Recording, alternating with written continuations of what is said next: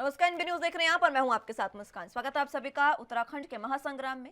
हर विधानसभा चुनाव में सत्ता में बदलाव का मिथक टूटेगा या इस बार भी मतदाता इस परंपरा को आगे बढ़ाएगा। अब बस चंद घंटों बाद ईवीएम खुलते ही तस्वीर साफ होने लगेगी। उत्तराखंड के सभी 70 विधानसभा सीटों के लिए गुरुवार को मतगणना होगी। कल दोपहर तक काफी कुछ परिदृश्य साफ हो जाएगा कि मैदान में उतरे 632 प्रत्याशियों में से किन 70 की किस्मत चमकने जा रही है। उत्तराखंड में करीब 40 से 45 सीटों पर बीजेपी और कांग्रेस आमने सामने है, जबकि 25 से 30 सीटों पर बसपा, सपा, आम आदमी पार्टी और निर्दलीय मुकाबले जो है वो जोरों पर है। तीसरा कोण बन सकते हैं। बीजेपी और कांग्रेस ने मतगणना की तैयारी को अंतिम रूप दे दिया है और इस बार बीजेपी और कांग्रेस के साथ ही राज्य में पहली बार चुनाव में उतरी आम आदमी पार्टी के सभी 70 सीटों पर दावेदारी ठोकी है। उत्तराखंड में जो राजनीतिक परिदृश्य बना है उससे लगता है कि इस बार ऐसी सीटें पहले की अपेक्षा अधिक हो सकती हैं, जहां नजदीकी मुकाबला देखने को मिलेगा। साल अगर 2017 के चुनावों की बात करें तो इसमें 1/3 से ज्यादा 26 सीटों पर इसी तरह का कड़ा मुकाबला देखने को मिला था। तब 15 सीटों पर 5000 से कम, 6 सीटों पर 2000 से कम और 5 सीटों पर हार जीत का फैसला 1000 से भी कम मतों का था। इस स्थिति में इस बार हार जीत का कम अंतर परिणाम में उलटफेर भी कर सकता है। बीजेपी और कांग्रेस के बागी भी परिणाम पर असर डाल सकते हैं। इस चुनाव में बीजेपी से 13 और कांग्रेस के 6 बागी मैदान में है। दिलचस्प बात यह है कि दोनों ही दल अब कड़े मुकाबले में फंसने के बाद अपने अपने उन बागियों से संपर्क में जुट गए हैं जो निर्दलीय चुनाव लड़ रहे हैं और मुख्य मुकाबले का हिस्सा माने जा रहे हैं। ये कवायद इसलिए ताकि जीतने की स्थिति में इन्हें अपने पाले में लाया जा सके।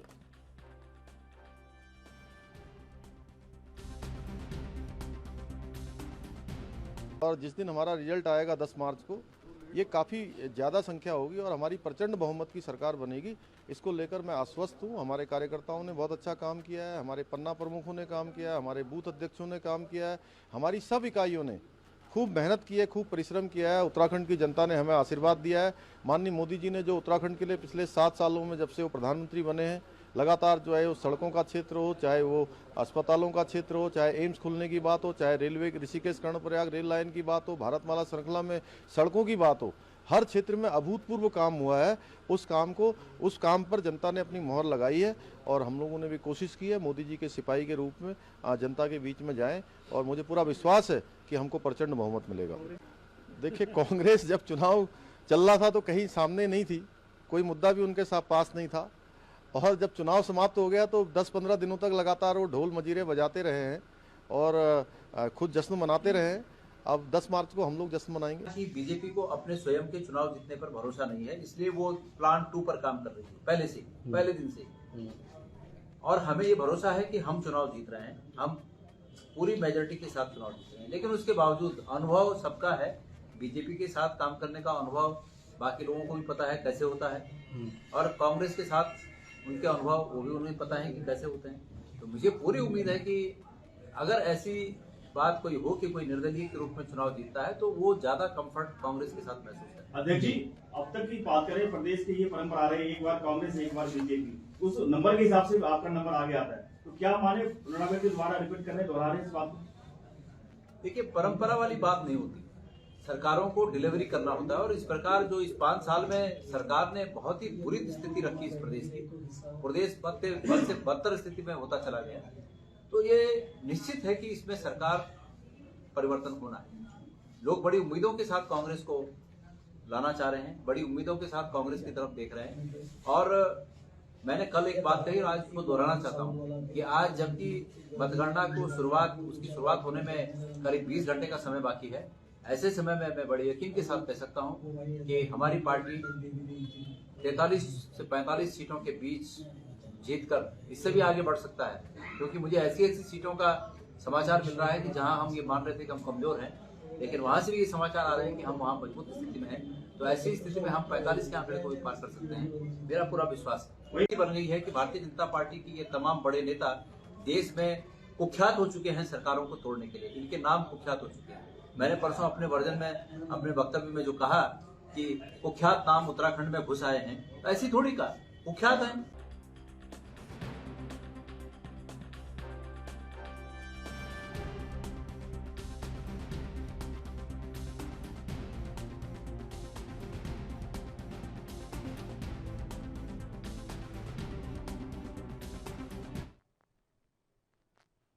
अब से मात्र कुछ घंटे का इंतजार और उसके बाद साफ होगा कि उत्तराखंड में इस बार किसकी सरकार बनने जा रही है और किसकी किस्मत का फैसला जो है वो ईवीएम करने जा रही है। ईवीएम जब खुलेगी तो साफ होगा कि किसकी किस्मत में ईवीएम जो है वो ईवीएम में किसकी किस्मत कैद हुई और कौन इस बार सत्ता पर काबिज होगा। इसी पर चर्चा की शुरुआत कर लेते हैं। तमाम गेस्ट हमारे साथ मौजूद हैं, उनका तारुफ आपसे करवा देते हैं। सीमा डोरा जी प्रदेश प्रवक्ता बीजेपी से हमारे साथ मौजूद हैं। कमलेश रमन जी नेता कांग्रेस से हमारे साथ मौजूद हैं। इसी के साथ हेमा भंडारी जी प्रदेश उपाध्यक्ष आम आदमी पार्टी से हमारे साथ मौजूद हैं। आप तीनों का बहुत स्वागत है एनबी न्यूज पर। सबसे पहले मैं सीमा डोरा जो आपके पास आना चाहूंगी। फिलहाल जिस तरीके से लगातार इंतजार हो रहा है, जब से चुनाव हुए थे, वोटिंग हुई थी, उसके बाद से इंतजार था, वो इंतजार अब खत्म होने चला है और कुछ घंटे का समय शेष रह गया है, उसके बाद स्थिति साफ होगी। किस तरीके की फिलहाल आपके मन में हलचल? रात अभी बाकी है, बात अभी बाकी है। उसके बाद पूरा अंधेरा छट जाएगा और बीजेपी की सरकार बन जाएगी और ये देखते रह जाएंगे, हाथ मलते रह जाएंगे, क्योंकि चुनाव के बाद पता ही है कि भाई भारी बहुमत से भारतीय जनता पार्टी आ रही है, क्योंकि हमने काम किया है निरंतर 5 साल हमने काम किया है। कोरोना काल में भी जब इतनी विपदा पूरे देश पर आई पड़ी थी तब हमने कभी मुंह नहीं मोड़ा। जनमानस तक हमने पूरी मदद पहुंचाने की कोशिश करी, जो हम पहुंचा सकते थे और जो जनता की जरूरत थी। लेकिन उस समय तो इनमें से कोई पार्टी नजर नहीं आई। अब जब चुनाव आ जाते तो ये सब अचानक सोते हुए से जाग जाते हैं। तो ये जनता को पता है कि कौन साथ देगा और किसके नेतृत्व में हमारा देश और हमारा राज्य फलीभूत होगा। तो इस तरह सरकार हम बना रहे हैं, हम निश्चिंत हैं बिल्कुल। लेकिन हम फालतू के ढोरे डगारे नहीं बजाते, फालतू के हम ब्लूप्रिंट्स नहीं निकालते। हाँ, हमारी अंदर से तैयारी है, हम जो भी होगा हम उस पर बिल्कुल तुरंत अमल कर देंगे। चलिए ठीक है, तैयारी पूरी है और सरकार बीजेपी की बनने जा रही है, ये कह रही है सीमा डोरा जी। कमलेश रमन जी आपके पास आना चाहूंगी। जी देखिए, क्योंकि कोई ज्यादा वक्त नहीं है इस वक्त। कल 24 घंटे भी नहीं है अब तो हमारे पास कि हम 24 घंटे की बात करें। अब तो कुछ ही चंद घंटे हैं और रिजल्ट आपके सामने होगा और कल 11 से 12 बजे के बीच में आपको ये सारी चीजें तस्वीर साफ हो जाएंगी कि कांग्रेस की सरकार बनने जा रही है। क्योंकि कांग्रेस ने पूरे 5 साल जो बीजेपी का जो शोषण जनता के प्रति था उसको देखा है, उसके प्रति जन भावनाओं को सड़कों पर उठाया है और लोगों के साथ में कंधे से कंधा मिलाकर के खड़ी रही है उनके दुख तकलीफ में।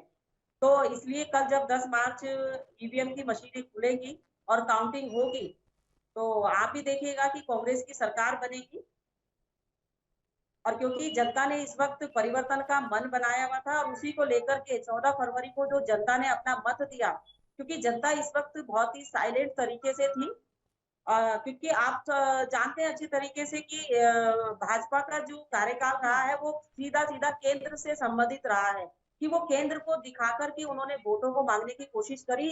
उत्तराखंड में क्या काम किए, विकास के क्या काम हुए, कितना रोजगार मिला, कितना महंगाई पे अंकुश लगा, उस पर कोई बात नहीं थी। केवल जो है केंद्र के जो हमारे बाबा जी हैं, बस उनके नाम पर वोट मांगा गया था, बाकी और किसी चीज के नाम पर वोट नहीं मांगा। उत्तराखंड में हमने क्या काम किया, हमने पलायन में क्या काम किया, उन सारी चीजों को बिल्कुल दरकिनार कर दिया पूरे 5 साल तक बीजेपी ने। तो ये इस बार जनता ने देखा और जनता ने पूरा सोचा कि कांग्रेस ही हमारे लिए सफिशिएंट है और वही इस समय सरकार बनाएगी। और उसी को पता है कि रोजगार कैसे दिया जा सकता है, पलायन कैसे रोका जा सकता है, आर्थिक तंगी से कैसे लोगों को बाहर निकाला जा सकता है। तो कल 10 मार्च को हमारी जब सरकार बनेगी तो आप भी देखिएगा। जी चलिए ठीक है, बीजेपी और कांग्रेस दोनों ही प्रवक्ताओं ने और नेताओं ने जो वायदा है, जो दावा है जीत का कर दिया है। आम आदमी पार्टी लेकिन इस बार नई है मैदान में, पहली बार चुनाव लड़ रही है उत्तराखंड में। क्या कुछ आप कहेंगी हेमा भंडारी जी?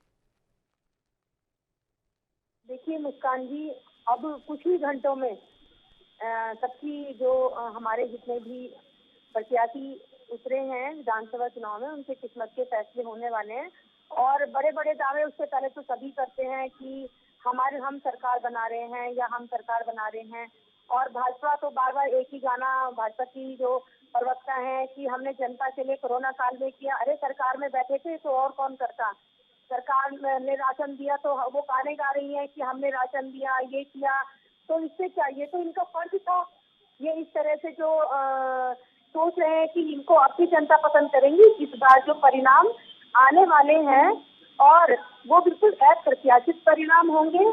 जनता ने बिल्कुल इस समय मन बना लिया था बदलाव करने का, और इस बार जो है बदलाव होगा। जनता अब जुमलों में नहीं आई और उन्होंने जो है बदलाव के लिए वोट दिया है।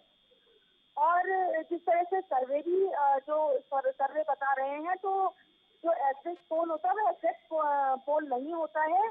और क्योंकि परिणाम इस बार जो है, जो वोटर ने बदलाव के लिए वोट दिया है, लेकिन वोटर मतगणना चुनाव से पहले भी और चुनाव के बाद भी बताने को तैयार नहीं कि उन्होंने वोट किसे किया, क्योंकि उनको एक डर कि उनके प्रतिकूल प्रतिक्रिया ना हो जाए, इस बात का डर।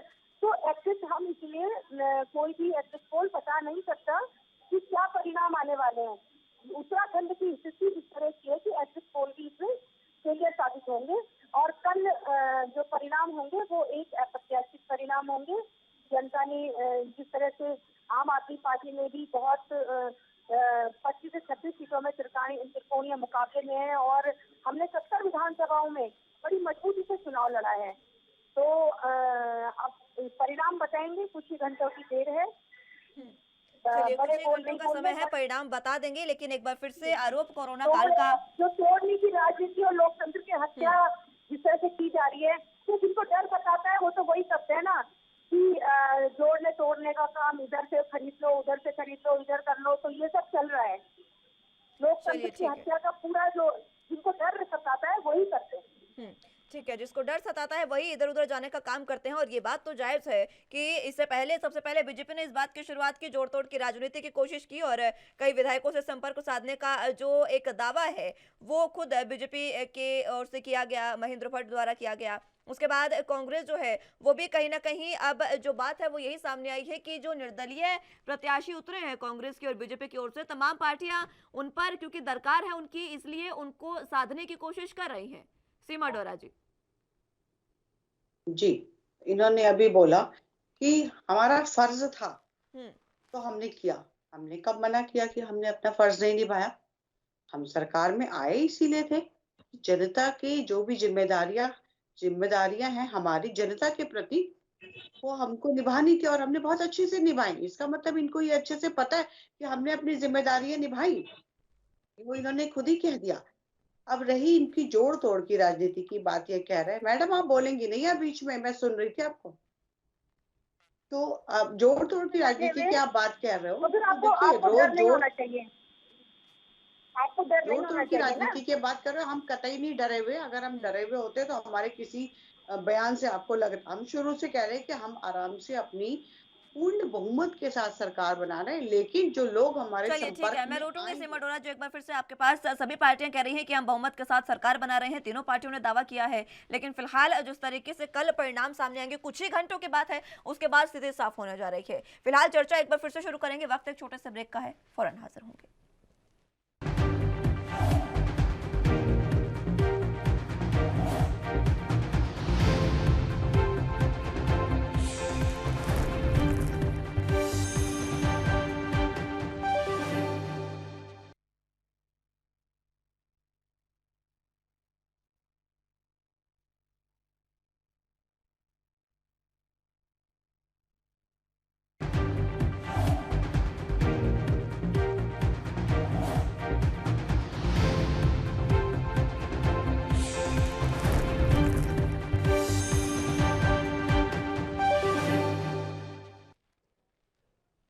ब्रेक के बाद एक बार फिर से स्वागत है आप सभी का उत्तराखंड के महासंग्राम में। उत्तराखंड में महासंग्राम इस समय सियासत में चल रहा है, और जमीनी जो चुनावी दंगल है उसमें सियासी संग्राम इसलिए चल रहा है क्योंकि जोड़ तोड़ की राजनीति और निर्दलीय जो विधायक है उनको साधने की कोशिश हो रही है। चर्चा की शुरुआत एक बार फिर से कर लेते हैं, तमाम गेस्ट हमारे साथ मौजूद हैं। सीमा डोरा जी, आप अपनी बात पूरी करें। जी, जैसे कि था कि इस बार करीब 360 अप्रॉक्स 360 लोगों ने जो है पर्चे भरे और चुनाव लड़ा, और 70 की इस समय दाव पे लगी हुई है। पता नहीं किसको लग जाए, किसके टिकट लग जाए और किसके भाग्य उदय हो जाए। लेकिन मैं जो कह रही हूँ कि हमारी जो पूर्ण बहुमत की सरकार बन रही है, ये बात हमें अच्छे से पता है, क्योंकि हमने अपनी हर जिम्मेदारी को बहुत अच्छे से निभाया। हमने अप्रॉक्स 80% रोड्स बना दी, जो 20% छूट गई हैं वो बन जाएंगी। मेडिकल में हमने काम किया, हमने कोरोना काल में काम किया, हमने करीब 1000 से ऊपर टॉयलेट्स बना दिए। तो हमने तो सब जगह काम करा है ना मैडम, और जो हमने काम किया और जनता को पता है, एक आम जनता की जो जरूरत होती है हमने वो चीज पूरी कर दी। लेकिन विकास की अगर आप बात कहते हो तो विकास में हम भी संतुष्ट नहीं है भी और जनता भी संतुष्ट नहीं होगी, क्योंकि अगर संतुष्ट हो जाएंगे तो आगे विकास के द्वार बंद हो जाएंगे। विकास तो निरंतर चलते रहना चाहिए, वो तो आज से 40 साल बाद भी चलते रहना चाहिए, मतलब 100 40 साल साल बाद भी तक आप चलते विकास रहना ही नहीं चाहिए। करेंगे? विकास करते रहेंगे कंटिन्यू। मैं तो कहा ना कि कभी विकास की तो धारा कभी बंद होनी नहीं चाहिए, कभी कम भी नहीं होनी चाहिए, कंटिन्यू होते रहना चाहिए। तो वो हो रहा है चलिए ठीक है, जो कमलेश हमने जी, करा। विकास जो है उसको कह रहे हैं कि उसकी धारा बंद नहीं होनी चाहिए और वो कंटिन्यू चलना चाहिए। 40 साल तक भी विकास जो है वो इतना, मतलब उनका कहने का मतलब ये है कि 40 साल बेशक लग जाए लेकिन विकास होना चाहिए, होते रहना चाहिए, निरंतर प्रक्रिया है ये। देखिए, अगर विकास कहीं होता तो दिखाई भी देता। पूरे 5 साल तक उत्तराखंड की सड़कों को खोद के डाला स्मार्ट सिटी के नाम पर, तो इतना बड़ा विकास ये हो चुका है। और जो विकास की बात हमारे भाजपा के लोग करते हैं, तो मैं आपको बताऊं, विकास केवल हुआ है तो सिर्फ मुख्यमंत्रियों का हुआ है। 3-3 मुख्यमंत्री बदल के इस प्रदेश के ऊपर थोपे गए हैं। दूसरी बात मैं आपको बताऊं कि जो लोकतंत्र के हत्यारे हैं वो उत्तराखंड में प्रवेश कर चुके हैं और उनको अच्छी तरह पता है कि हम सरकार में नहीं आने जा रहे हैं, इसलिए वो यहाँ पर पहुंच चुके हैं। जिस तरह से उन्होंने 2016 में कांग्रेस की सरकार को गिराने का काम किया था, लोकतंत्र की हत्या करने का काम किया था, इसी तरीके से वो इस बार भी सोच रहे हैं। लेकिन इस बार जनता ने बनाया हुआ है और एक एक व्यक्ति जिसने चुनाव लड़ा है, जो कांग्रेस का या निर्दलीय या जिस प्रत्याशी रहा है, चाहे आप पार्टी से किसी से भी, वो जानता है अच्छी तरीके से कि हमें कहाँ काम करना है और हमें किसके साथ जाना है। तो ये तोड़ फोड़ की राजनीति तो शायद अब उत्तराखंड में कभी नहीं चलेगी, क्योंकि हर व्यक्ति ईमानदारी के साथ में इस बार चुनाव लड़ा है। और रही बात विकास करने की, तो उत्तराखंड के अंदर पहाड़ों में चले जाइए, कौन सा पलायन के ऊपर काम किया ये जरा बता दें। और 2 साल का जो कोरोना काल था उसमें ऑक्सीजन तक हमारे हॉस्पिटलों को नहीं मिला, हमारे लोग ऑक्सीजन की कमी के कारण दम तोड़ते नजर आए। और जितने क्वारंटाइन हमारे जो लोग हुए थे, जिन लोगों को हम लोग एक सेफ जगह रखते थे, जिनको कोरोना का हो जाता था, किसी को दवाई के कारण उसकी मृत्यु हुई, किसी को सांप ने काट लिया, ऐसे ऐसे भैंसों के तबेले में उन लोगों को डाला गया। जो पलायन करके जो लोग यहाँ से दिल्ली से या बॉम्बे से यहाँ उत्तराखंड में वापस अपने गृह जनपद में आए, तो उनको जब डाला गया था 15-15 दिन के लिए, तो सरकार ने उस वक्त उनको खाने तक के लिए मोहताज कर दिया। और जो कैंप जो लोगों की तरफ से जिन्होंने सेवा दी, उन लोगों से पैकेट ले जाकर के पुलिस प्रशासन या अन्य अधिकारी बांटते थे जाकर के। पर सरकार की तरफ से कहीं पर कोई राशन दिखाई नहीं दिया पूरे कोरोना काल में। सरकार की तरफ से कहीं कोई सुविधा नजर नहीं आई पूरे कोरोना काल में। लेकिन हाँ, ढोल बड़ा अच्छा पीटते हैं, इसके लिए तारीफ करनी पड़ेगी कि काम कम करो और बोलो ज्यादा। ये बहुत अच्छी बात है, क्योंकि वो दिल्ली से ही चलता है ना, जुमले वाला तो दिल्ली से ही चलता है, तो वो सबके अंदर आ चुका है अब। और भाजपा के प्रत्येक लीडर के अंदर वो ब्लड में चला गया है कि जुमलेबाजी करो, राजनीति करो और सरकार में काम करो या ना करो। अगर आपने काम किया पूरे 5 साल, तो आपको घबराने की आवश्यकता नहीं है, यहाँ तोड़ फोड़ की भी आवश्यकता नहीं है। तो जनता ने आपको मोमेंटम दिया होगा। 10 तारीख को कल पता चल जाएगा आपको कि किसकी सरकार बनने जा रही है और किसकी नहीं बनने जा रही। चलिए ठीक है, लेकिन जिस तरीके से उत्तराखंड में कैलाश विजयवर्गीय की एंट्री हुई, कमलेश जी, उत्तराखंड में जैसे ही बीजेपी की ओर से कैलाश विजयवर्गीय की एंट्री हुई है, तब से कांग्रेस में भी तो खलबली मची है ना। कांग्रेस को भी डर है कि कहीं उनके प्रत्याशी एक बार फिर से ना तोड़ दिए जाए, क्योंकि 2016 में जो हुआ वही एक बार फिर से हो सकता है। देखिए, हमारे कांग्रेस का एक एक प्रत्याशी बिल्कुल ईमानदारी के साथ में कांग्रेस के साथ खड़ा है, लेकिन वो इस तरह के ठग हैं जिन्होंने 2016 में, मैं उनको ठग इसलिए बोल रही हूँ कि चलती हुई सरकार को लोकतंत्र की हत्या करने का काम उन्होंने किया था यहाँ पर आकर। तो कहीं ऐसा ही ना हो कि एक अच्छे और ईमानदार जो लोग मेहनत करके इस क्षेत्र में आगे बढ़ते हैं, राजनीति में आते हैं, क्योंकि देखिए उनके पास कोई ईमानदारी नाम की कोई चीज नहीं है। उनको तो केवल साम दाम दंड भेद से सरकार बनानी है। जनता की भावनाओं से उन्हें कुछ लेना देना नहीं है, विकास से उन्हें कोई लेना देना नहीं है, रोजगार और महंगाई से उन्हें कोई मतलब नहीं है, दूर दूर कोसों तक। उनको तो केवल इसलिए यहाँ पर परोसा गया थाली में कि आप जाइए और तोड़ फोड़ मचाइए उत्तराखंड के अंदर। लेकिन इस बार उन ठग का यहाँ पर कुछ नहीं चलेगा। वो यहाँ से खाली हाथ वापस जाएंगे, उनको यहाँ से कुछ मिलने वाला नहीं है। कांग्रेस की सरकार बनने जा रही है। हमारे जितने भी भाई जीत करके आएंगे सबको ढेर सारी शुभकामनाएं हैं। कल जब रिजल्ट निकलेगा तो कांग्रेस की सरकार बनेगी और अच्छे कामों के लिए बनेगी। क्योंकि कांग्रेस के पास नीति भी है, नियत भी है और काम करने का तजुर्बा भी है। सरकार अगर चलाता है तो कांग्रेस के पास है और कांग्रेस का एक एक कार्यकर्ता ने मिलकर के कांग्रेस को जिताने के लिए घर घर काम किया है। चलिए और जो चलिए ठीक भाजपा है, का मैं 5 मैं साल का हेमा भंडारी जी के निराशाजनक पास रहा जाना है चाहूंगी। तरफ। हेमा भंडारी जी, फिलहाल आम आदमी पार्टी की जो स्थिति है, क्योंकि पहली बार चुनाव लड़ रहे हैं उत्तराखंड में, तो कहीं ना कहीं पहली बार में ही ठीक ठाक स्थिति में आ गई है उत्तराखंड में आम आदमी पार्टी। और मैं ये कह सकती हूँ, और ये कहना गलत भी नहीं होगा, कि निर्णायक भूमिका में रह सकती है आम आदमी पार्टी कल के अगर नतीजों को देखें तो। हो भी सकता है, नहीं भी हो सकता, ये बिल्कुल साफ भी नहीं है, लेकिन निर्णायक भूमिका में रह सकती है। अगर बहुमत किसी को भी नहीं मिला तो आम आदमी पार्टी कहाँ जा सकती है? अभी तो इंतजार है कुछ घंटों का, और उसके बाद स्थिति स्पष्ट हो जाएगी कि पूर्ण बहुमत किसको मिलती है, या पूर्ण बहुमत तो किसी को भी नहीं मिल रही है, लेकिन जनता ने किसको अपना जनादेश दिया है, तो कल स्थिति साफ हो जाएगी और उसी को देख के आगे की रणनीति तय की जाएगी। और 2014 में सीमा डोरा जी बता रही हैं कि हमारे बहुत विकास किया है, तो 2014 में भी इनका विकास पैदा हुआ था जो अभी तक चालू नहीं हुआ है। और 2017 में स्मार्ट सिटी की बात करी थी, तो स्मार्ट सिटी देहरादून को बनाने की बात करी थी, उसका हालत आज भी ये मुझे बताएं कि उसकी हालत क्या है।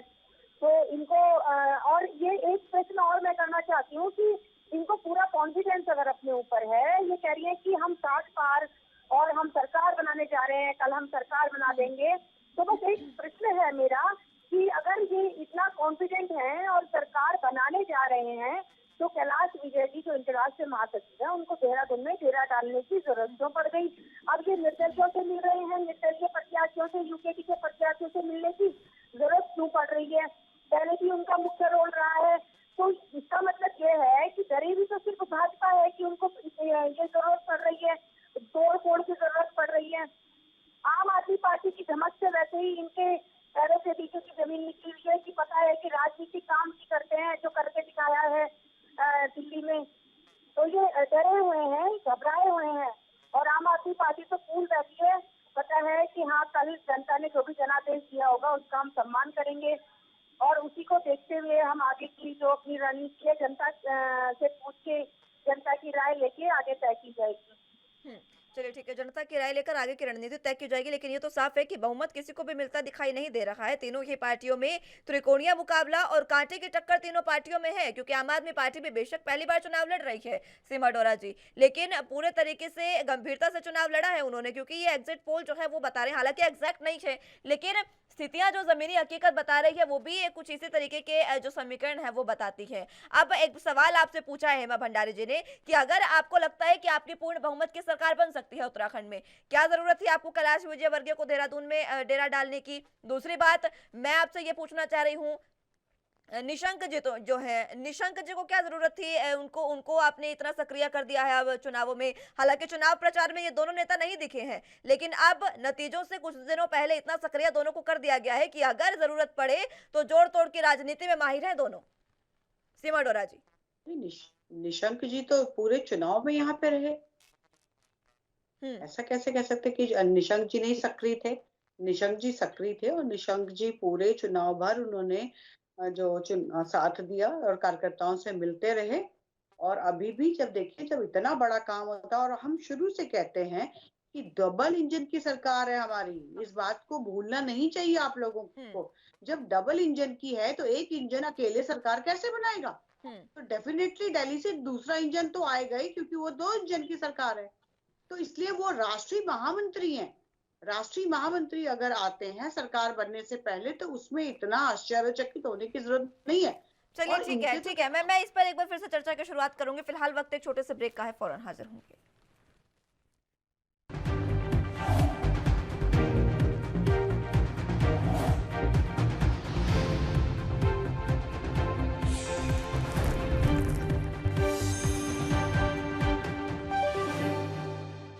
ब्रेक के बाद एक बार फिर से स्वागत है आप सभी का उत्तराखंड के महासंग्राम में। तो निशंक और कैलाश विजयवर्गीय जिनकी एंट्री उत्तराखंड में हुई है कुछ समय पहले, उसी पर जिक्र कर रहे हैं। सीमा डोरा जी, आप अपनी बात पूरी करें।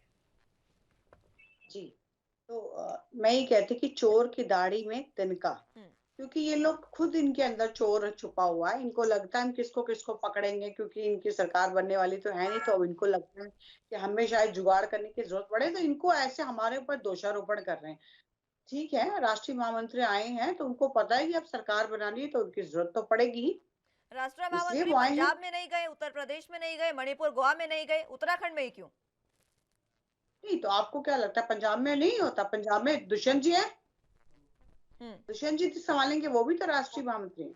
हम्म दुष्यंत जी संभालेंगे। पहले पहले ये पूरा टाइम ये बिजी रहे, पहले बंगाल में बिजी रहे।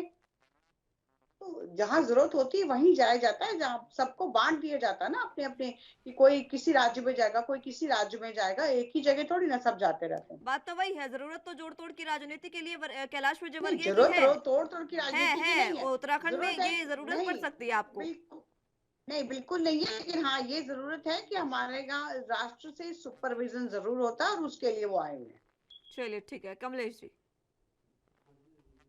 देखिए मेरे ख्याल से मुझे ऐसा लगता है कि हेमा जी को सॉरी डोरा जी को शायद पता नहीं है कि जो यहाँ पर पहुंचे हैं मैनेज करने के लिए, उन्होंने एक लिस्ट तैयार करी है और उस लिस्ट में किसको कहाँ से क्या उठाना है। निर्दलियों के पास वो घर घर जा रहे हैं और उनको ऑफर बकायदा दे रहे हैं और ऑफर के साथ पूरी लिस्ट उनकी तैयार हो रही है।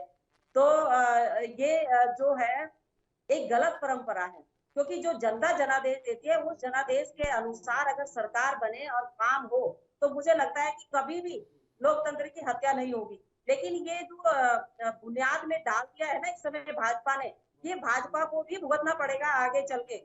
ऐसा नहीं है कि आप किसी और के मकान को तोड़ने की कोशिश करें और आपकी बुनियाद ना हिले, बुनियाद तो आपकी भी हिलेगी। ऐसा नहीं है, जो बीज आप बो रहे हैं, जो कांटे आप बो रहे हैं, वो आपको भी चुभने वाले हैं।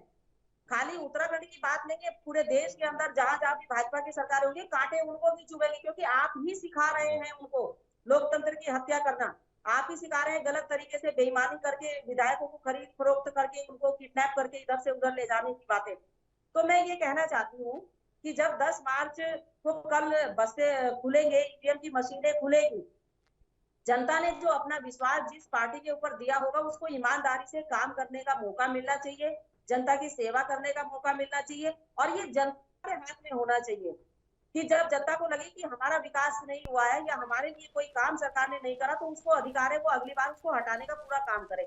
लेकिन किसी को भी ये अधिकार नहीं है, किसी को भी ये अधिकार नहीं है कि वो लोकतंत्र की हत्या करे। तो आज की जो सरकार है, वर्तमान की सरकार है, इससे लोग इस समय अंत तक बिल्कुल पीड़ित हो चुके हैं। पूरे 5 साल उनका शोषण हुआ है। आप पूरे प्रदेश के अंदर आप देख लीजिए, हमारा जो युवा रोजगार है, जो युवाओं को रोजगार देने की बात की गई थी, आप अप्लाईमेंट में चले जाइए, लाखों की तादाद में उनके रजिस्ट्रेशन है। और जितने कोरोना काल में पलायन होकर के वापस अपने गृह जनपद में पहुंचे, वो लोग आज सब्जी बेचने के लिए मजबूर है, ठेली लगाने के लिए मजबूर है, पर इस सरकार ने उनको कोई मदद नहीं दी। कोरोना काल में जिनके परिवार से 1 से 2 लोगों की मौत हुई कोरोना से, अभी तक उन लोगों को मुआवजा नहीं मिला, वो कैसे अपने घर का पालन पोषण करें? ये तो सरकार की बातें हैं। हाँ, विधायकों को खरीदने के लिए बहुत पैसा है इनके पास, लेकिन कर्मचारियों को सैलरी देने के लिए इनके पास पैसा नहीं है। कोरोना काल से जिनकी डेथ हुई उनको देने के लिए इनके पास पैसा नहीं है। आज उत्तराखंड में अभी कह रहे थे ना कि हमने बहुत विकास किया है स्वास्थ्य के क्षेत्र में, शिक्षा के क्षेत्र में। आज आप स्कूलों की हालत देख लीजिए, आज इन्होंने 3-3, 4-4 स्कूलों को एक स्कूल में कंबाइन कर दिया है, वो स्कूल बाकी बंद कर दिए हैं इन्होंने। और पलटन बाजार में आप चले जाइए, क्योंकि मैं देहरादून राजधानी में बैठी हूँ यहाँ पर, आप स्मार्ट सिटी के नाम पर जो हमारे पलटन बाजार, घंटाघर से लेकर के पूरे शहर का जो नाश विकास के नाम पर इन्होंने किया है, स्मार्ट सिटी तो कहीं दिखाई नहीं दी, विकास तो कहीं दिखाई नहीं दिया, लेकिन खड्डे जरूर दिखाई दे रहे हैं। तो ये पता नहीं चलता है कि रोड में सड़क है या सड़क में खड्डा है, ये समझ में नहीं आता है। आज पूरा पलटन बाजार, प्रेमनगर चले जाइए, आप किसी भी और चले जाइए, रायपुर चले जाइए, राजपुर चले जाइए, कहीं भी जाइए, कहीं पूरा हाल है स्मार्ट सिटी के नाम पर। तो विकास के नाम पर जीरो रही ये सरकार, रोजगार के नाम पर जीरो रही ये सरकार, महंगाई के नाम पर इन्होंने महिलाओं को ठगने का काम किया। गैस के दाम देखिए आपने कहाँ पहुंचा दिए, पेट्रोल डीजल के दाम आपने देखिए कहाँ पहुंचा दिए, और अभी वेट हो रहा है कल का। मैं ये भी आपको आज बताना चाहती हूँ आपके चैनल के माध्यम से कि अभी 10 तारीख को जब कल रिजल्ट आउट होगा सब जगह का, उसके बाद आप देखिएगा अगले दिन से कितने पेट्रोल डीजल के दाम बढ़ेंगे और कितने गैस सिलेंडर के दाम बढ़ने वाले हैं, क्योंकि वो वेट कर रहे हैं केवल और केवल ये रिजल्ट आने का। चलिए, तो सीएनजी ये के तो दाम तो सरकार बढ़ गए हैं दिल्ली मानता है। में, इस बात में तो जी कोई दो राय नहीं है। सीएनजी के दाम तो दिल्ली में बढ़ बिल्कुल भी रहे बिल्कुल हैं। हेमा बिल्कुल भंडारी जी, बिल्कुल।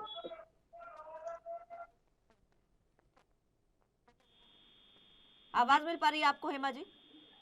हाँ जी, हाँ जी, जी जी। जी जी जी मुस्कान जी, ये जो है जब भाजपा की सरकार 2017 में जनता ने चुनी थी, तो डबल इंजन की सरकार इसलिए चुनी गई थी कि चहुमुखी विकास हो। मोदी जी ने कहा था कि चहुमुखी विकास होगा, तो यहाँ ट्रिपल इंजन की सरकार भी चली, लेकिन विकास का पहिया इनका रुक गया, विकास का पहिया अटक गया इनका ट्रिपल इंजन की सरकार में।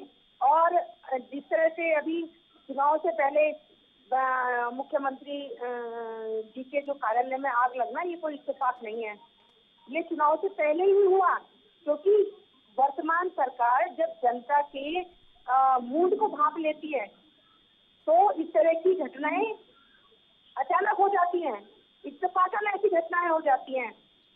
तो ये जो है लगातार जुमलेबाजी करके और धर्म के ऊपर इस तरह से इन्होंने पूरी कोशिश की बात। इस बार जनता ने जो है बिल्कुल हटकर, इस बार जनता ने काम के लिए वोट दिया है कि कौन काम कर सकते हैं, कौन सिर्फ अपने मंत्रियों का विकास करेंगे और कौन जनता के लिए काम करेंगे। जनता ने काम को वोट दिया है, जनता ने शिक्षा, स्वास्थ्य, रोजगार, पलायन को रोकने के लिए वोट दिया है कि जो जनता की सुने, जो सरकार जनता की सुने, जनता ने उन्हीं प्रत्याशियों को जिताने का काम किया है। और कल परिणाम आएंगे उससे साफ पता चल जाएगा कि जनता ने किस तरफ रुझान लिया है। और बिल्कुल ईमानदार प्रत्याशी, जो हम उम्मीद करते हैं कि ईमानदार प्रत्याशियों को इस बार जनता ने चुना होगा कि जो उनके लिए काम कर सके। हर जितने भी 70 विधानसभाएं हैं, सब में पार्टियों को देख के वोट नहीं हुआ, काम को देख के हुआ कि कौन काम करवा सकता है। अगर किसी ने काम किया है, आम आदमी पार्टी जब उठती थी सड़कों में तो अपने घोषणाओं को लेके कि हमने जो दिल्ली में हमारे पास दिल्ली का मॉडल दिखाने को था, हमने जनता के बीच जाके सबको दिल्ली का मॉडल दिखाया। दिल्ली में शिक्षा में जो हमने वहाँ पर विकास किया है, स्वास्थ्य के पर जो विकास किया है,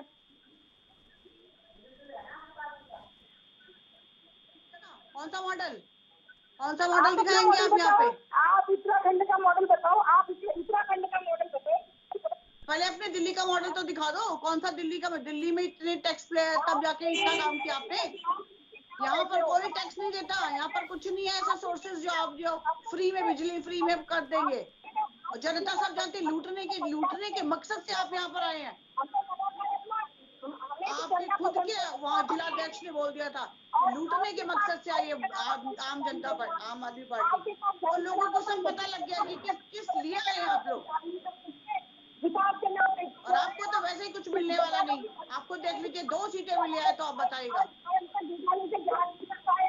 फालतू की बातें करते, जरा देखिए तो सही दिल्ली में क्या हाल चल रहा है। पाउच में शराब मिल रही है, छोटे पाउच में एक के साथ एक फ्री बोतल शराब मिल रही है। आप पूरे देशवासियों को और उत्तराखंडियों को शराबी बनाना चाहते हैं? क्या मॉडल दिखाएंगे आप अपना? अपनी तो रुक जाइए, आप दिल्ली से भी उड़ जाएंगे।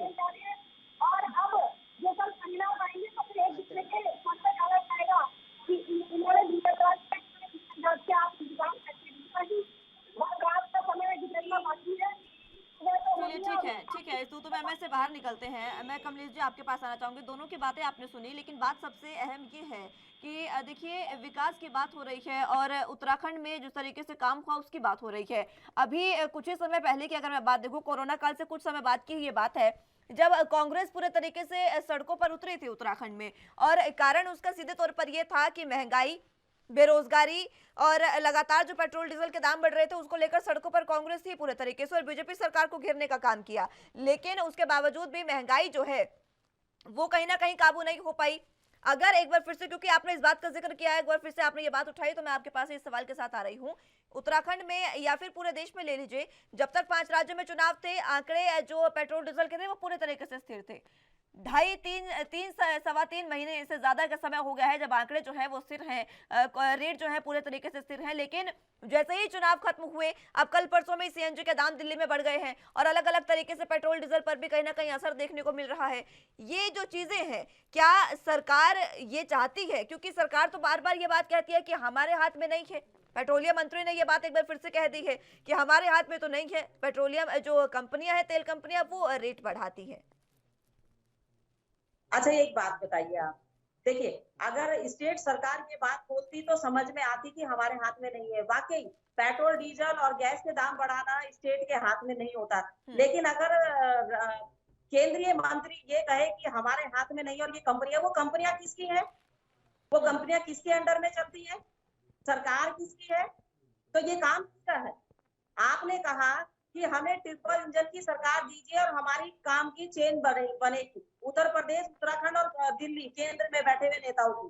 तो जब ये चेन आप बहुत अच्छे से जनता ने बना के दी, तीनों प्रदेश में आपको, उत्तराखंड में सरकार मिली, आपको उत्तर प्रदेश में मिली और केंद्र में आप ऑलरेडी पहले से बैठे थे, तो जब आपको तीनों जगह की ट्रिपल इंजन की सरकार मिली तो ये विकास की चेन कैसे टूटी? और जिस महंगाई को लेकर के आपने रोना रोया 2014 में, जब आपने कहा कि महंगाई कर दी कांग्रेस ने, जब 2 रुपए बढ़ाती थी कांग्रेस पेट्रोल डीजल के दाम को लेकर के, तो स्मृति ईरानी, हेमा मालिनी चूड़ियां बेचने का काम करती थी, सर को मुड़वाने का काम करती थी उनकी महिलाएं, तब कहती थी महंगाई इतनी हो गई। आज 50 रुपए बढ़ जाते हैं, 40 रुपए बढ़ जाते हैं और भाजपा की महिलाओं को, भाजपा की नेत्रियों को महंगाई दिखाई नहीं देती। सीतारमण जी कहती कि क्या हो गया, क्या हो गया अगर प्याज के दाम बढ़ गए, क्योंकि वो प्याज खाती नहीं है, उनको मालूम ही नहीं है प्याज के दाम बढ़ गए। वो कहती है कि गैस के दाम बढ़ गए तो कोई फर्क नहीं पड़ता। अरे उनको फर्क नहीं पड़ता क्योंकि उनको सरकारी मिलता है सब कुछ, उनको खरीदने की आवश्यकता नहीं पड़ती है। एक मिडिल क्लास व्यक्ति, एक बिलो व्यक्ति जो मेहनत मजदूरी करके अपने परिवार को पालता है, उसे पता है गैस सिलेंडर के दाम क्या होते हैं। जो स्कूटी चला करके अपनी जीवन यापन की जिंदगी जीता है, उसको पता है पेट्रोल डीजल के दाम कितने बढ़ गए। लेकिन भाजपा के नुमाइंदों को नहीं पता, क्योंकि इनको तो 3-4 घरानों को खरबपति करोड़पति बनाने का ठेका लिया हुआ है केंद्र सरकार ने। सिर्फ उन्हीं को इन्होंने अरबोपति खरबोपति बना करके चलना है। अरे तेल की कंपनियां किसकी है? आपके सगे संबंधियों की। आपकी सीएनजी किसकी है? आपके सगे संबंधियों की। आपके नेता। सीमा डोरा जी से इस सवाल का जवाब भी ले लेते हैं। आप बताइए, अडानी अंबानी इतने बड़े जो आपने बना दिए, इनकी एक एक बात पे आपकी मैडम बात कर केंद्र सरकार की कहे, ने कहा ठीक है कमलेश जी, कुछ भी काम ठीक नहीं है करा। कमलेश जी, आपने सवाल पूछे, उनका जवाब ले लेते हैं सीमा डोरा जी से। सीमा डोरा जी, इन्होंने कहा कि हमने तो कोई काम नहीं करा, हमने सड़कें नहीं बनाई, हमने हॉस्पिटल्स नहीं बनाए, हमने कोई काम नहीं करा। इनसे पूछिए, बहुत पहले तो नहीं, वहाँ 2017 से पहले इन्होंने पूरे उत्तराखंड में कहाँ तक सड़कें बना दी थी जो हमने उखाड़ दी? कितने हॉस्पिटल्स तो हमने तोड़वा दिए। कौन कौन सी फैसिलिटीज जो इन्होंने दी थी जो हमने सब कट ऑफ कर दिया। तो अपनी गिरेबान में झांक के देखिए, 10 साल आपने काम किया यहाँ पे, 10 साल राज्य किया। आप महंगाई में जवाब दीजिए प्लीज। आप बोलिए मत, आप बिल्कुल मत बोलिए आप जब मैं बोल रही हूँ तो इन्होंने अगर कुछ करा होता तो ये बोलते, सिर्फ दोषारोपण करना आता। अब आते हैं सीएनजी पर। गैस की हमने इतने ज्यादा रेट बढ़ा रखे हैं, इनसे पूछिए जहां जहां इनकी सरकारें हैं, जिस जिस स्टेट में इनके गैस के रेट क्यों नहीं कम करे? जबकि केंद्र सरकार ने कहा था राज्य सरकार जीएसटी हटा सकती है, इनके फिर भी इन्होंने राजस्थान में सबसे महंगी।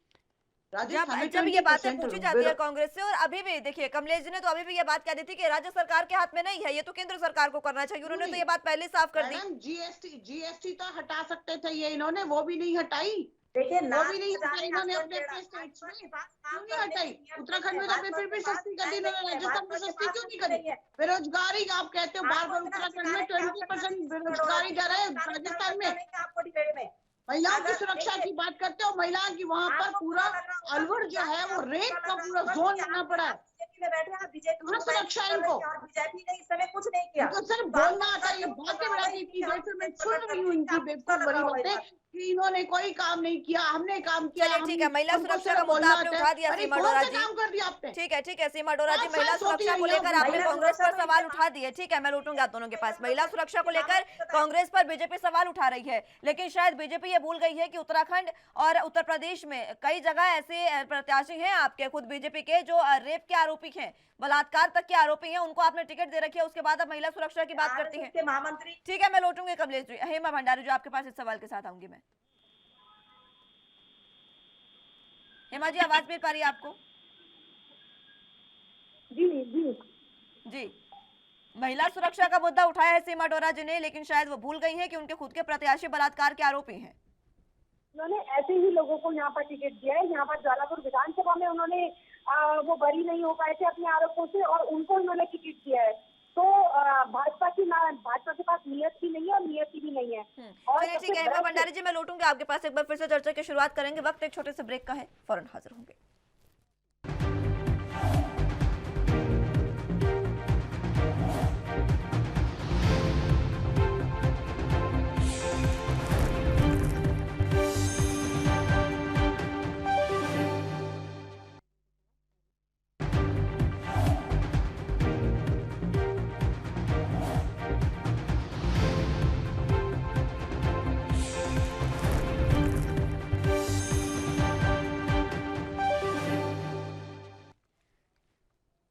के बाद एक बार फिर से स्वागत है आप सभी का उत्तराखंड के महासंग्राम में। तो चर्चा की शुरुआत एक बार फिर से कर लेते हैं। हेमा भंडारी जी, आप अपनी बात पूरी करें। जी देखिए, महिला सशक्तिकरण की बात करती है भाजपा, बेटी बचाओ बेटी पढ़ाओ की बात करती है और ये भूल जाते हैं कि इन्होंने इन्हीं के जो विधायक हैं, सबसे ज्यादा इनके विधायक जो है कुदृष्टि रखते हैं महिलाओं के प्रति। और उत्तराखंड की बात कर लीजिए, सुरेश राठौर जी, महेश नेगी जी, कई ऐसे हैं जो इनके ही नेता हैं और ये इनकी जो नियति है, इनकी नियति गंदी है। क्योंकि देखो, एक भ्रष्ट नेता सबसे ज्यादा भाजपा के अंदर है, भाजपा के प्रत्याशी सबसे ज्यादा भ्रष्ट हैं। और सीमा डोरा की बात कर रही है कि हम महिला सशक्तिकरण की बात कर रही है।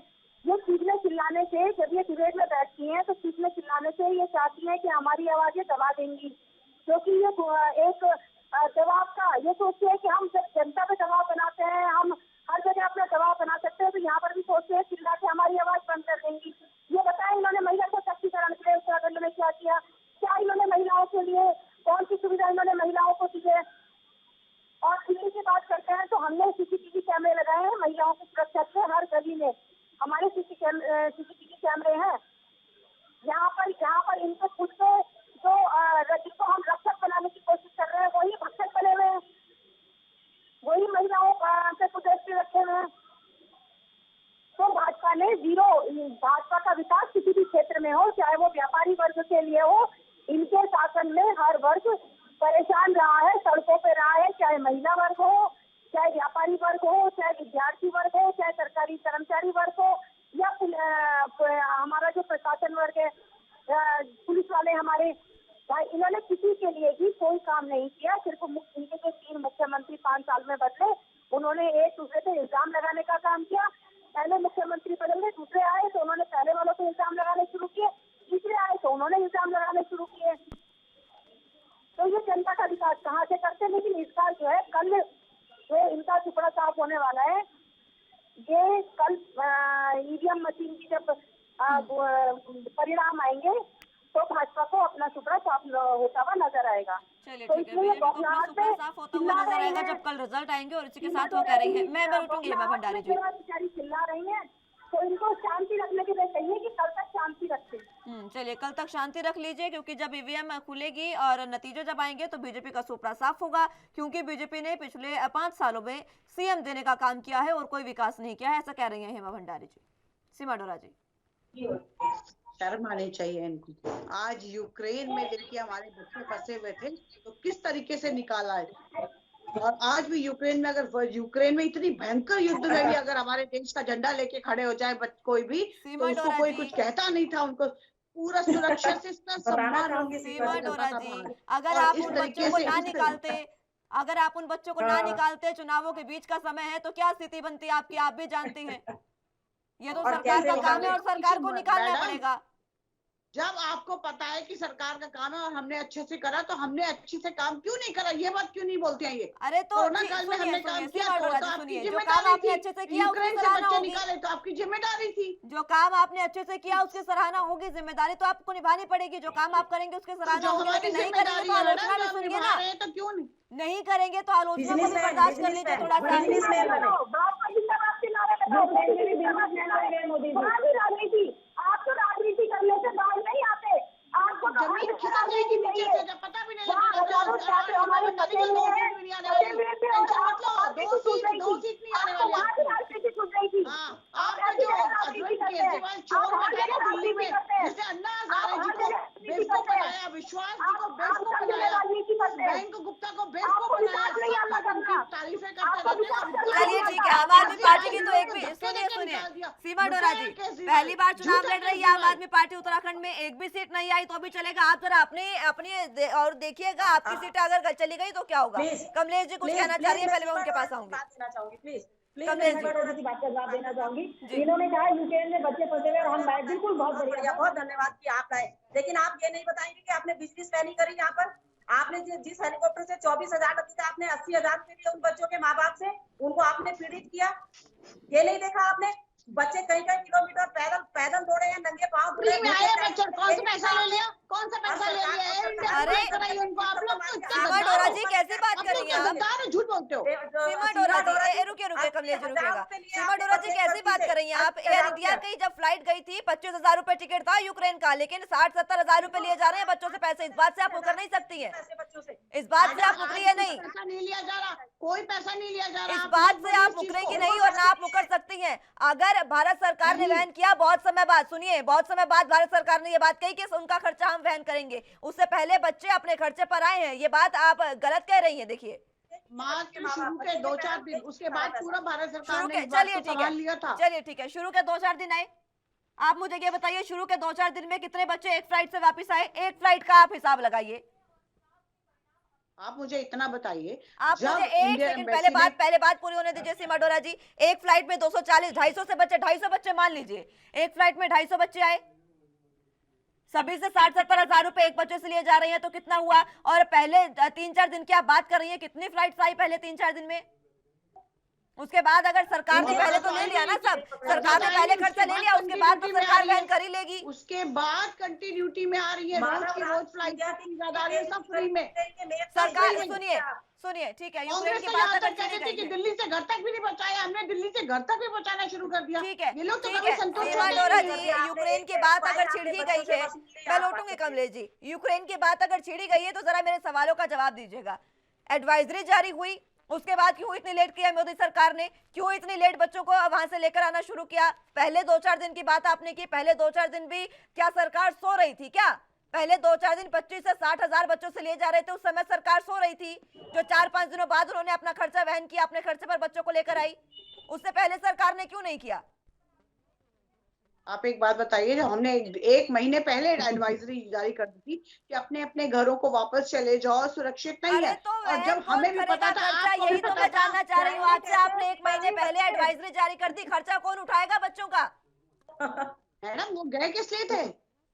वो गए अपनी पढ़ाई करने के लिए गए थे ना, तो इसका अपने भी जवाब ले खर्चा उठाने के लिए लीजिए। गए वो थे गए ना? इसलिए थे, अपने वो गए खर्चा उठाने इसलिए के लिए थे गए क्योंकि थे। भारत में सीटें नहीं है मेडिकल कॉलेज में, इसलिए गए थे वो। नहीं तो हर दूसरा बंदा अगर कहेगा कि हमको भी मेडिकल सीट लेनी है तो कहाँ से मिलेंगी? सीटें तो लिमिटेड होती है ना। सीटें क्यों लिमिटेड है? सीटें क्यों लिमिटेड है? आप बताइए मुझे, क्यों लिमिटेड है सीटें? बच्चा हमने बढ़ाई, हमने 50% बढ़ाई कि हमने प्राइवेट कॉलेज में भी 50% कर दी सरकारी रेट पे, वो पहले ही कर चुके थे। लेकिन अगर कोई मेरिट लिस्ट में भी ना हो और वो बच्चे हमको कैसे मिलेगी?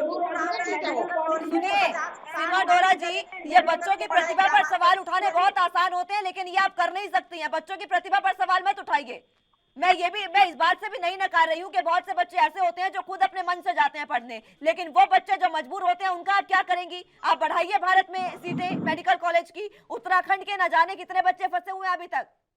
सीटें बढ़ गई सीटें, 50% सीटें बढ़ गई हैं। उसके बावजूद भी क्यों नहीं हो पा रही है प्राइवेट मेडिकल की कॉलेज पढ़ाई? क्यों बच्चों को में बाहर भी जाना पड़ रहा है? प्राइवेट और यहाँ पर कॉलेज आने के बाद बच्चे इस 50% चिंता में है कि उनकी पढ़ाई, उनकी डिग्री कैसे आएगी। कमलेश जी, आखिरी कमेंट आपका, समय की कमी जी। मेरे पास। देखिए, कोई भी सरकार हो, अगर यूक्रेन की बात हो या सरकार बनाने की बात हो, तो मैं समझती हूँ कि लोकतंत्र की हत्या करके नहीं होना चाहिए। बिल्कुल साफ साफ छवि की सरकार बननी चाहिए और जिसकी नियत हो, काम करने की क्षमता हो, जो काम कर सकता हो, विकास कर सकता हो। रही बात यूक्रेन के बच्चों की, तो मेडिकल स्टूडेंट जब यहाँ बच्चा एडमिशन लेता है तो उसको 25 लाख नहीं बल्कि 80 लाख 70 लाख रुपया देना पड़ता है प्राइवेट मेडिकल हाउस में। और जो हमारी सरकारी सीटें हैं वो बिल्कुल लिमिट है। ये बताया आपने, बढ़ाई क्यों नहीं 5 साल तक? मैं ये कहना चाहती हूँ, कल 10 मार्च है, कल सरकार बनने जा रही है, कल ईवीएम की मशीनें खुलेगी। साफ छवि की सरकार होनी चाहिए जो जनता का काम करे, जो अधूरे काम है रोजगार मिलना चाहिए, महंगाई पे रोक लगनी चाहिए। जो गैस के दाम कांग्रेस ने कहे हैं कि 500 रुपए से ज्यादा नहीं बढ़ने देंगे, तो नहीं बढ़ने देंगे। ये वादा है आज आपके चैनल से कि 500 रुपए से 1 रुपया ज्यादा कांग्रेस की सरकार नहीं बढ़ाएगी। चलिए और ठीक मैं है, सभी ये को बात शुभकामनाएं देती याद हूँ। रखी जाएगी और ये क्लिप भी मैं स्पेशल कटवा कर रखूंगी। 500 से ज्यादा नहीं, जो चीजें वो बढ़नी जाएगी। लेकिन अगर बढ़े तो कमलेश जी, सवाल आपसे भी होंगे। सरकार कोई भी हो, हमें फर्क नहीं पड़ता, सवाल सबसे लाजमी है। हेमा भंडारी जी, आखिरी कमेंट आपका भी। हेलो जी, आप आखिरी कमेंट दें, मेरे पास समय की कमी है। देखिए हेलो जी, मैं सुन पा रही हूँ यहाँ पर आपको। इस बार जो है कल ईवीएम मशीन में फैसला हो जाएगा कि जनता का देश किस तरफ है।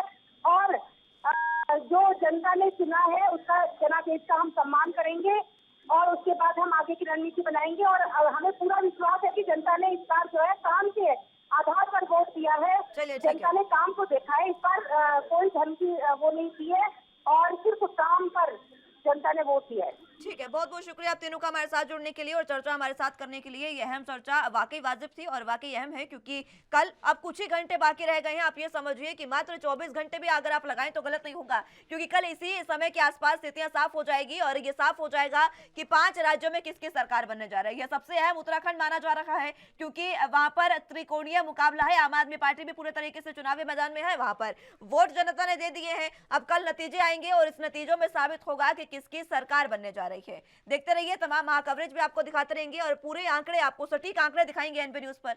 तो बने रहिए लगातार एनपी न्यूज के साथ। नमस्कार।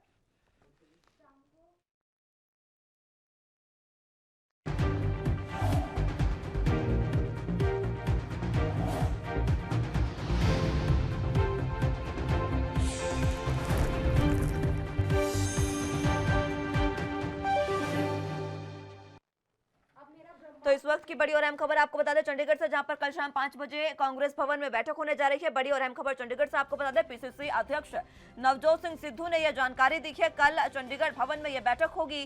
ट्वीट कर नवजोत सिंह सिद्धू ने यह जानकारी दी है। कल नतीजे आने वाले हैं और उसी को लेकर ये शाम 5 बजे बैठक होगी। ये अहम बैठक नतीजों को लेकर भी हो सकती है और कई अलग रणनीति भी कांग्रेस बना सकती है, क्योंकि अलग अलग समीकरण बनते नजर आ रहे हैं। पंजाब कांग्रेस की पहली लेजिस्लेटिव मीटिंग कल होने जा रही है। ट्वीट कर नवजोत सिंह सिद्धू ने ये अहम जानकारी दी है।